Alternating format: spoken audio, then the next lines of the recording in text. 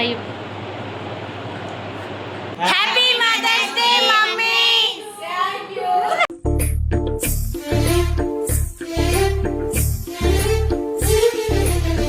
నమస్తే అందరికీ, welcome back to our channel. అందరు ఎలా ఉన్నారు? మేమైతే చాలా బాగున్నాం. మీరు కూడా బాగుండాలని కోరుకుంటున్నాం.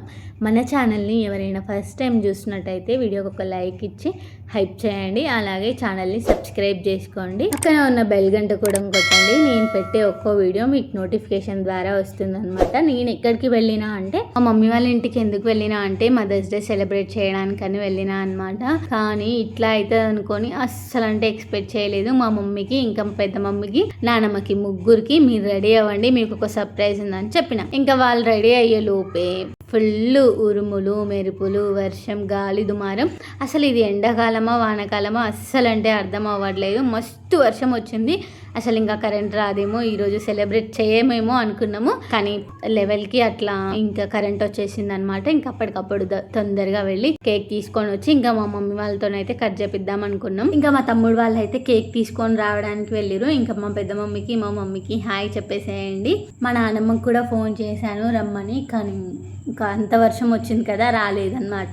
ఏమొద్దులే ఇంకా నేనేం రానని చెప్పేసింది అనమాట. కేక్ రాగానే మా అమ్మ వాళ్ళ రియాక్షన్ ఎట్లుంది చెప్పాలా.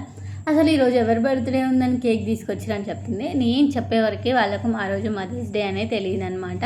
లాస్ట్ జనరేషన్ వాళ్ళకి ఈ సెలబ్రేషన్స్ అసలు ఏమీ తెలియదు. ఇంకా మా మమ్మీ వాళ్ళు కూడా ఎందుకు ఇప్పుడు ఇవన్నీ అవసరమా అని చెప్తున్నారు అనమాట. ఎందుకంటే మేము ఎవ్వరం ఇంకా ఇండిపెండెంట్ అవ్వలేదు, అందరము పేరెంట్స్ మీద డిపెండ్ అయ్యే ఉన్నాం అనమాట.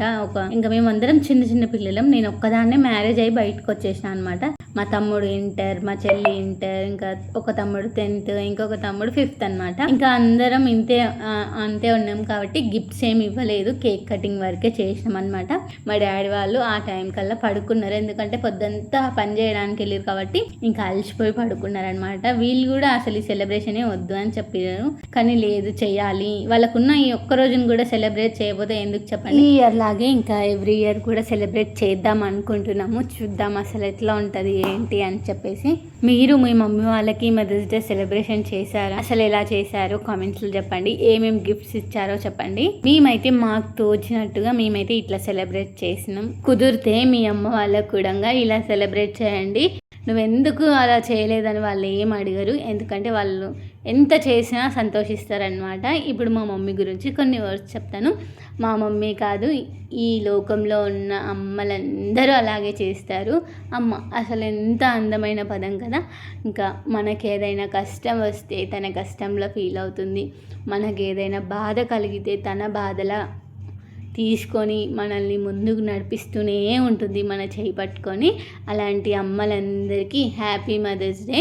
ఇంకా మా మమ్మీ గురించి చెప్పాలంటే అసలు నా ఎవరికి సపోర్ట్ చేస్తుందో లేదో నాకు తెలియదు, కానీ నా లైఫ్లో నాకు బిగ్గెస్ట్ సపోర్టర్ మా మమ్మీ అనమాట.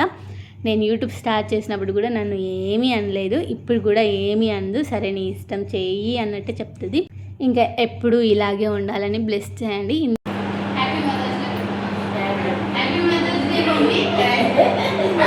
మా ఫ్యామిలీని ఇంతవరకే చూసారు కదా, ఇంతవరకు ఎలా ఉందో కామెంట్స్ చేయండి. ఇంకా మా డాడీని, మా పెద్ద డాడీని చూపిస్తా అనమాట, మా ఫ్యామిలీ మొత్తాన్ని. ఇంకా ఏదైనా సెలబ్రేషన్ ఉన్నప్పుడు ఇంకా ముందు చాలా ఉన్నాయి. ఈ మేలోనే చాలా సెలబ్రేషన్స్ ఉన్నాయన్నమాట.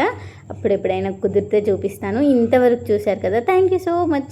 సబ్స్క్రైబ్ చేసుకోండి, నెక్స్ట్ వీడియోస్ మిస్ అవ్వకూడదు కదా.